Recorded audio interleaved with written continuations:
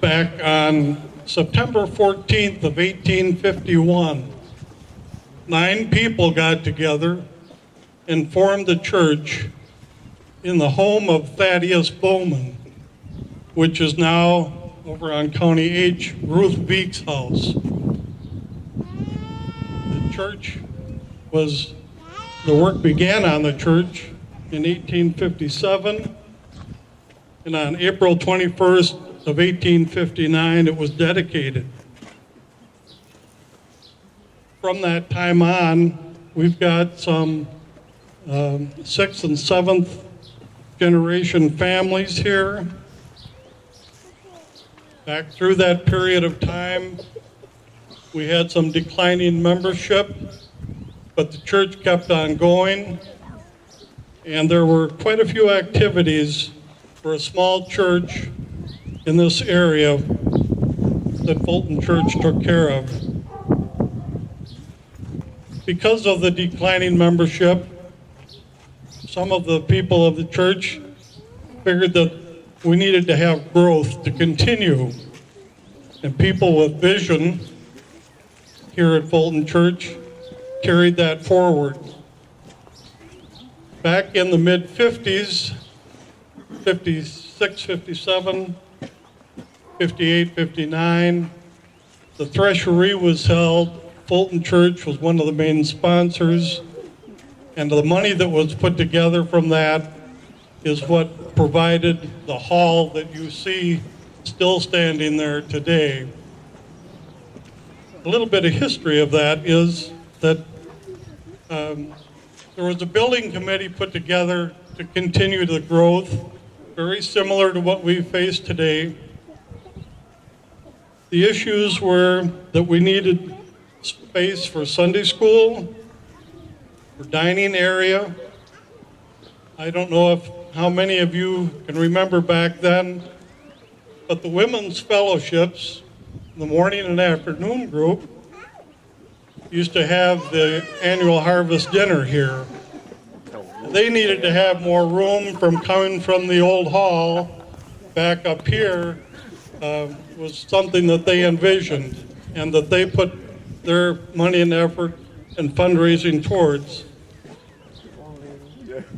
The building committee had a total amount of money of $12,000 to work with. Now, if you can imagine trying to build much of a building for $12,000 back at that time, and we're talking about the late 60s, early 61, they reached out to many different companies to try to get a building that would fit the needs. Finally, in early 1961, a Northern Illinois firm came forward and said that they could build the existing hall that you see there for the amount of money that they had to work with. I don't know exactly what that amount was at the end, but what I am aware of is that once the hall was built, and it was started in September of 61, and through the winter months, 61 and 62, the hall was put up, heating, lighting, everything was put together. That building behind you is 64 by 28. It was dedicated in May 62. A total debt of $2,000 that was paid off in 1965. I'd like just to read to you from the history of Fulton, from Mary Sayer and Irene Pratt.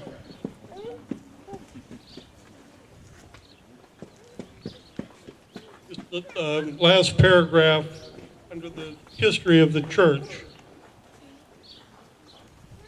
And it goes like this. As the church looks into the future, it hopes that the next century will be as fruitful as the past century has been.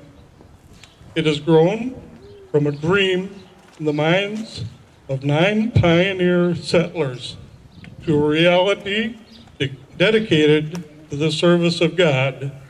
And that's what we're talking about here today, growth and the dedication of Fulton Church to God. Well, I've got to say one thing, and I want Wes to stand right here with me, because there was a time when Wes and I were much younger, were the high school leaders. And one night we were playing with about 35 high schoolers out here. We were playing Capture the Flag. One flag was way over on the other side of the school, over by the house next door. And the other flag was way over on the other side of the church. And if you know the game Capture the Flag, you've got to grab the other person's flag and get it back to yours without getting touched. Well, Wes and I had figured out how to get the flag that was on the other side of the school, but we had to get it all the way over to the other side of the property. And so as we ran, we were getting chased. And I'm not sure how we did it, but the only place we could go that we couldn't be caught was up on top of the roof of the hall. Okay, so we're on the roof of the hall with a flag. We're only halfway home. And so what did Wes and I do? We took a running start from this end of the hall to that end of the hall, and we let her go. And we jumped right off the hall roof with the flags in our hand, and we did a little somersault and headed off toward the other, and we made it, and we won. That's my memory of the hall. And I was 6'2" when I started that. I remember, though, when I first moved to Fulton, Pastor Larry's office was in the hall, and he just gave me a key. We just met each other. He said, "Here's a key. Come down and use all my books." I was going to school at Moody at the time, and he said, "Here." So I came down here many nights and sat in the hall in Larry's old office and did a lot of studying there. And also, all my kids learned how to ride bike in the parking lot right here. I was really glad that Ron mentioned Mary Sayer and Irene Pratt. Yeah. I could remember when we came here, my dad went to Irene, and she was pretty proud of this building. And they'd worked really hard to get it. And he said, "Would it be okay if I brought 50 to 100 kids in there on Sunday nights and let them play in that building?" And I know that she was a little apprehensive about that. But Dad said, he said, "I'm going to introduce them to Jesus Christ." And she said, "Okay." So I was about the age of Malcolm Town now, little Malcolm. And we got let out from recess. I went to 6th grade right here, 3 over there with Mrs. Bublin. Then I graduated, went 3 over here with Mrs. Jones. And they were building the hall when I was in school here. Big dirt pile right here. Right where Victor's standing, there was a huge dirt pile. And, that's a magnet for kids, right? So, ran over there, climbed on top of that dirt pile. I was playing, having the time of my life, oblivious to anybody around me, and I hear, "Wes, get down." And I turned around, and it was Malcolm Towns. I just want to say that this is a great day. I hope that Roy will be around to see the culmination of it. And after 62 years of playing the organ for Fulton Church, why, that's quite a legacy to leave.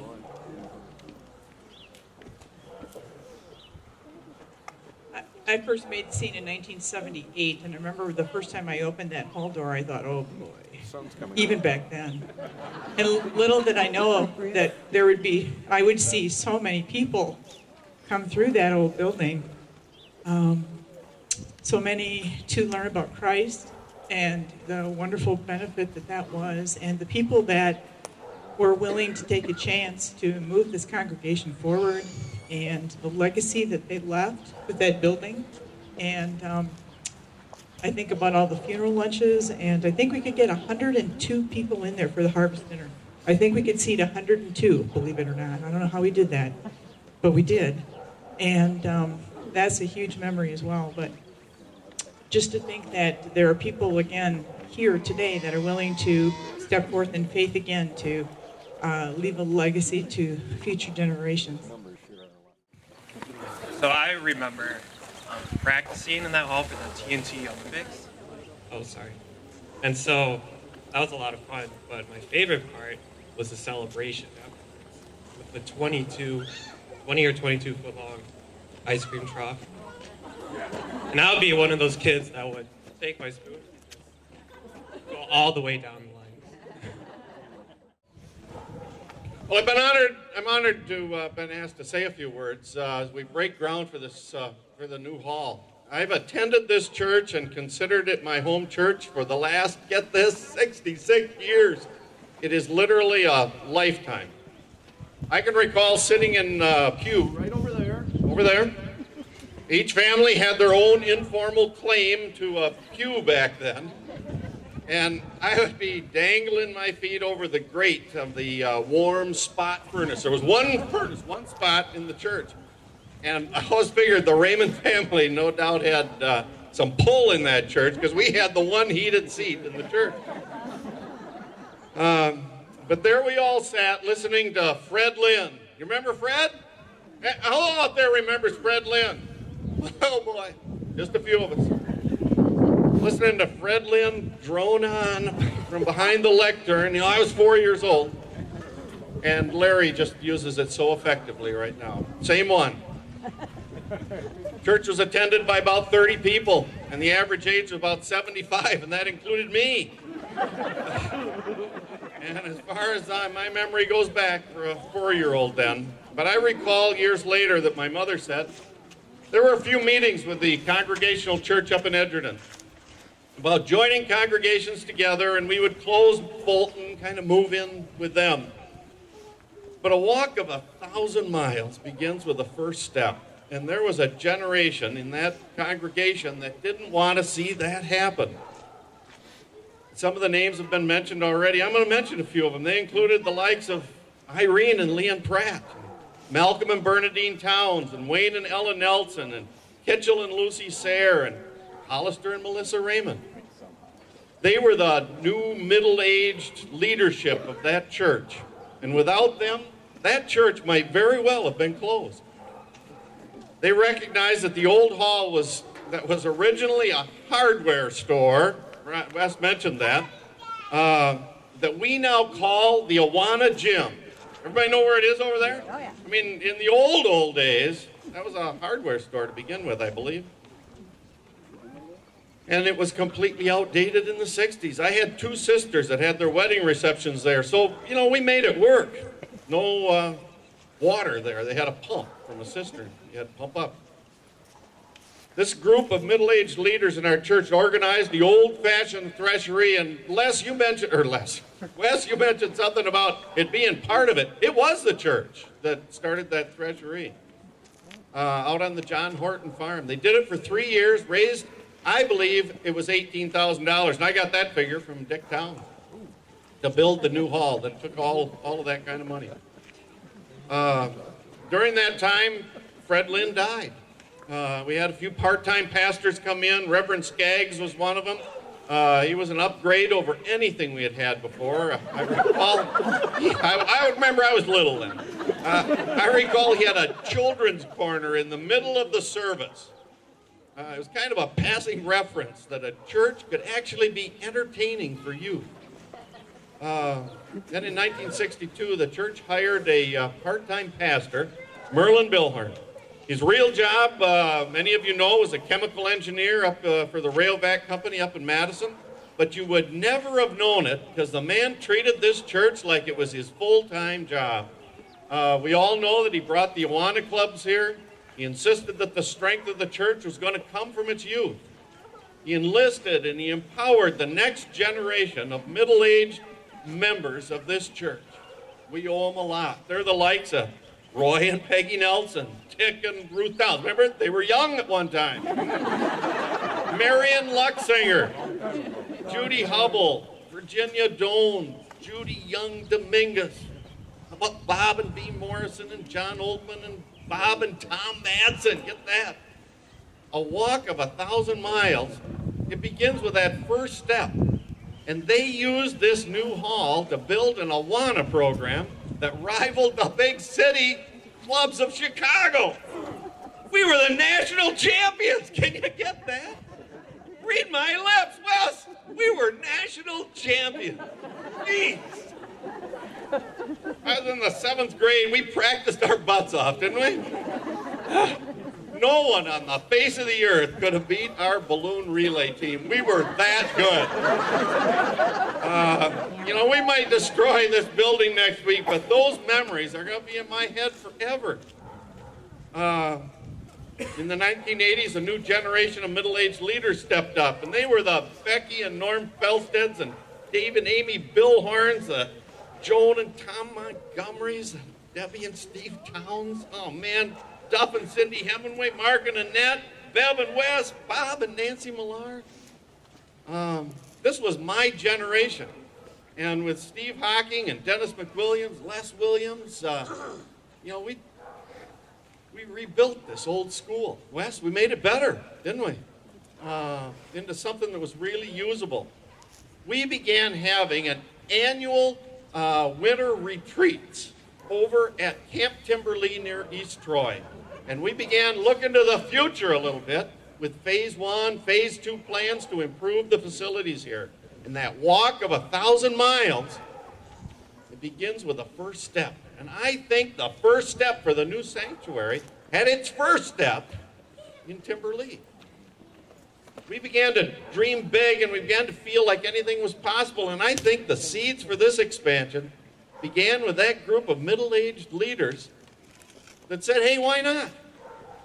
But you don't grow a church overnight. It takes a long time to grow a church.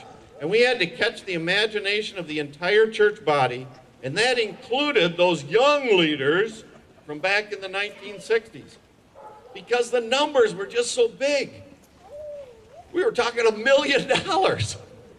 And this was a church that in the 1950s saw church leaders then put a single dollar in the collection every week, and we couldn't afford a part-time pastor.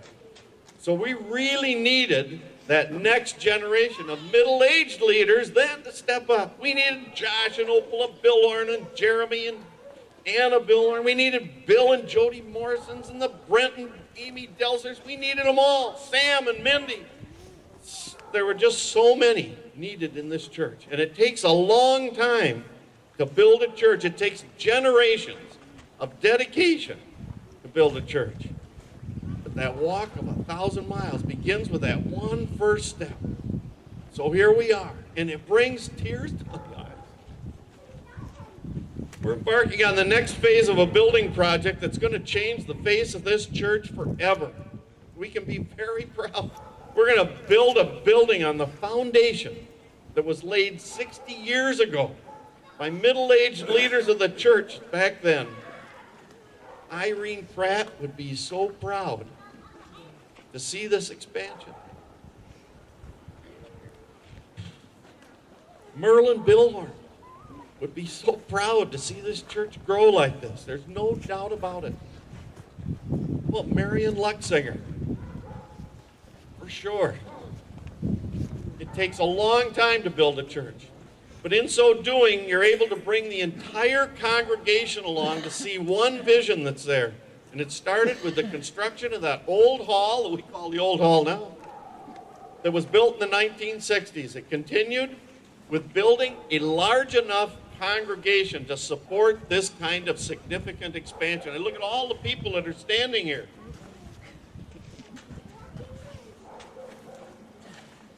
Built the new sanctuary, the new multi-purpose building. We're going to celebrate weddings and funerals. It'll give us room for Awana, Sunday school, vacation Bible school, dart ball tournaments, basketball, varsity, JV. Think of all the programs that we're involved in. We're going to have room for all those dinners and activities that Mary Bergendahl and her crew of church leaders can dream up. It sounds like a lot of fun. And I feel so blessed to have lived long enough to see it all. It takes a long, long time to grow a church and to grow it well. But if that group of middle-aged church leaders had not had the faith to believe that it could be done, they would never, ever have taken that first step of raising money to build a new church hall back in 1962.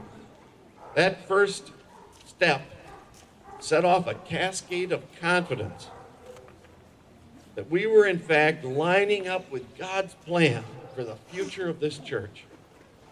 So I say, let's get on with it. Phase 2 of this building program sets this church up to be a leader in the community, to do God's work in our community and in the mission field. It takes a long, long time to build a church.